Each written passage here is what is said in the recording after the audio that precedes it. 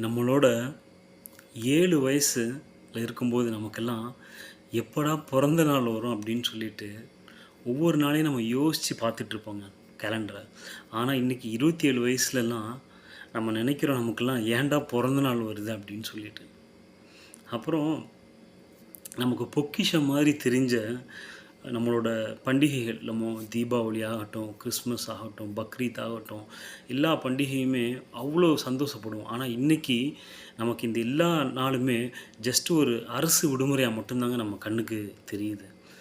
சின்ன வயசுலலாம் பார்த்தீங்கன்னா, நம்மளுடைய சொந்தக்காரங்க வீட்டுக்கு வந்தாக்கா, அந்த நாளே குதூகலமா, ரொம்ப சந்தோஷமா, மகிழ்ச்சியாவும் இருக்கும். ஆனா, இன்னைக்கு நம்ம யோசிச்சு சொல்லுங்களேன், நம்ம வீட்ல இன்னைக்கு சொந்தக்காரங்க வந்தாங்கன்னா, ஒண்ணு நம்ம வீட்லேருந்து நம்ம வெளிய போயிடுறோம். இல்லன்னா, வந்தவங்க எப்படா வீட்ட விட்டு வெளிய போவாங்க? அப்படின்னு தாங்க நம்ம யோசிக்கிறோம்.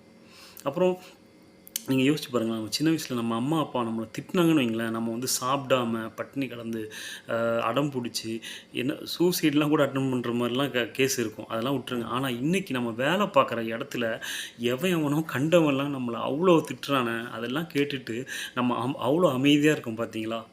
எப்படி இருக்கு பாருங்க நம்ம லைஃபு. இன்னும் நெறையவே இருக்கு எனக்கு சொல்றதுக்கு.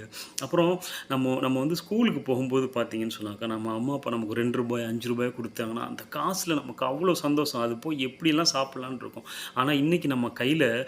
1000 ரூ. 2000 இருந்தா கூட அந்த சந்தோஷம் நமக்கு கிடைக்க மாட்டேங்குதுங்க. இதுதான் ஹைலைட்டு.